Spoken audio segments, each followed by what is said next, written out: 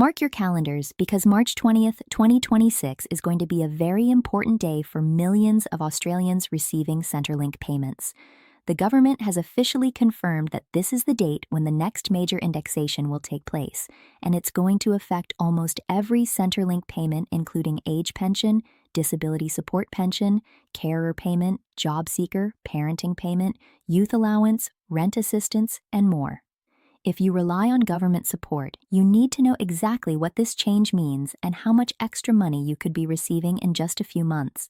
Welcome back to Senior Benefits Guide. Before we get into the details, make sure you hit that subscribe button so you never miss any important Centrelink update. Now let's get straight into what you can expect in the March 2026 indexation.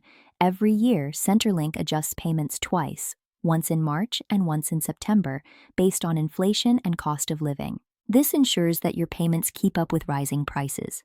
While the exact amounts for March 2026 will be announced closer to the date, we can estimate increases based on current inflation and past indexation patterns. Let's start with the age pension, the biggest payment in Australia. Right now, single pensioners receive $144.40 per fortnight, including the energy supplement, and couples receive $862.60 each. With inflation being what it is, pensioners could see increases between $15 to $30 per fortnight for singles and around $12 to $25 each for couples. These numbers may change depending on CPI in the months before March, but even moderate inflation will push payments higher. Disability support pension follows the same rates and indexation rules as the age pension, meaning DSP recipients can expect similar increases. If you're on DSP, expect a lift in your rate in March 2026, which helps cover rising costs in healthcare, support services, and daily expenses. Carer payment also moves in line with pension indexation, so carers will see an increase as well. Carer allowance, which is currently $151.50 per fortnight, will also rise. Even small increases add up and help with medical supplies, transport costs, and care-related expenses. JobSeeker recipients will also see increases, although smaller because JobSeeker is indexed differently. Singles currently receive $786.80 per fortnight, and based on previous increases, you can expect a rise of around $10 to $20 per fortnight.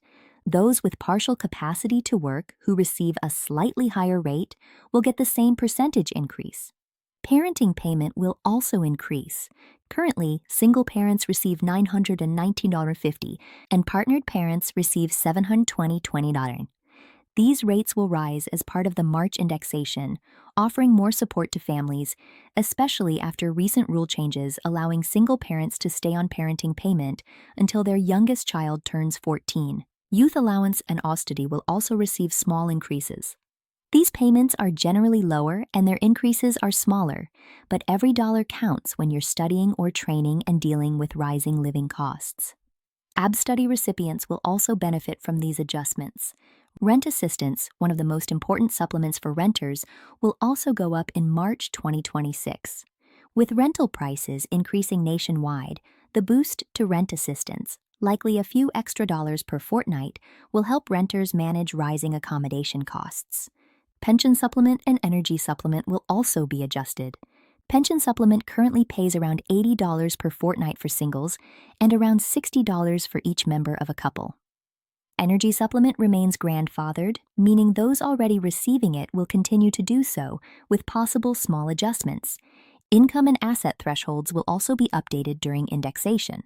This is very important because some people who currently receive a reduced payment or no payment at all may become eligible again after March 2026. If you're close to the limits, you should definitely review your income and assets before March.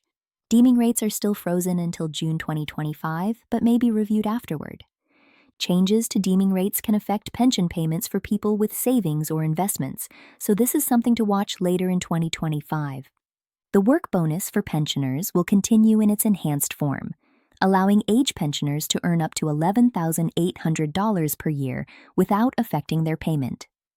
New pensioners get an additional $4,000 credit automatically. If you're still working or planning to work part-time, this is an excellent way to boost your income without losing pension benefits.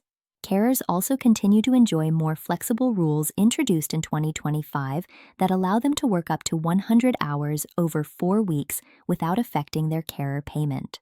To prepare for these March changes, there are a few things you should do. First, make sure your MyGov account is set up and linked to Centrelink. You don't need to apply for indexation, the increase will happen automatically. But checking your account after March 20th ensures everything has been applied correctly. Second, make sure your contact details with Centrelink are up to date, including your address, phone number, and bank account details. Third, update Centrelink if your circumstances have changed: income, assets, living arrangements, or employment status. Fourth, review your concessions and supplements. A lot of people forget they qualify for additional benefits like rent assistance, pharmaceutical allowance, remote area allowance, and state-based concessions for energy, transport, and council rates. As indexation increases payments, these benefits may also change. As March gets closer, the government will release the official indexation figures, usually 2 to 3 weeks before the date. We will cover those updates right here as soon as they're announced, so make sure you're subscribed. In summary, March 20th, 2026 will bring increases to virtually all Centrelink payments. Pensioners, carers, job seekers, students, parents, and renters will all receive higher payments that reflect the rising cost of living. Check your MyGov account after March 20th, stay updated, and make sure you're claiming everything you're entitled to. These increases are automatic, and they're designed to help you keep up with the real cost of living in Australia. Stay informed, stay prepared, and we'll bring you the latest updates as soon as they're released.